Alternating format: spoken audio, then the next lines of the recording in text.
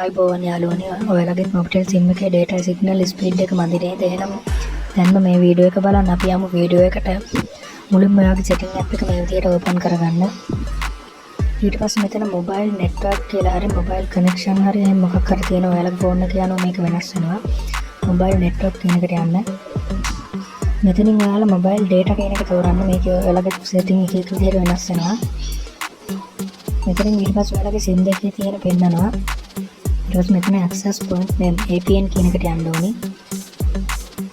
ඉතින් ඔයාලට මේ විදිහට පෙන්නව නැත්නම් මුලින්ම කට් කරන්න. ඉතින් ඔයාලට මේ විදිහට පෙන්නව නැත්නම් දෙවෙනි ක්‍රමය තමයි මෙන්න මේ විදිහට data icon එක උඩ ක්ලික් කරගෙන ඉන්න. ඊට පස්සේ මෙතනින් පුළුවන් access point name කියලා එකක් තියෙනවා APN මෙන්න මේකට එන්න. ඊට පස්සේ මෙතනින් ඔයාලගේ APN එක දැන් තියෙන එක පෙන්නනවා. ඉතින් මෙතන මේක ක්ලික් කරගන්න. ඊට පස්සේ මෙතන APN protocol කියලා තියෙනවා. මෙන්න මෙතන ඔයාලා APN 4 IPv6 කියන එක ක්ලික් කරගන්න. ඊට පස්සේ මෙතන APN roaming protocol එකත් ඒකටම දාගන්න. ඊට පස්සේ මෙතන save කියලා ඔයාලා මෙතන හරි නැත්නම් මේ පහලින් හරි කොහෙන් හරි පෙන්නනවා. ඉතින් මේ විදිහට save කරගන්න. දැන් ඔයාලා data on කරලා check කරලා බලන්න තිබුණට වඩා speed එක වැඩි වෙලා ඇති.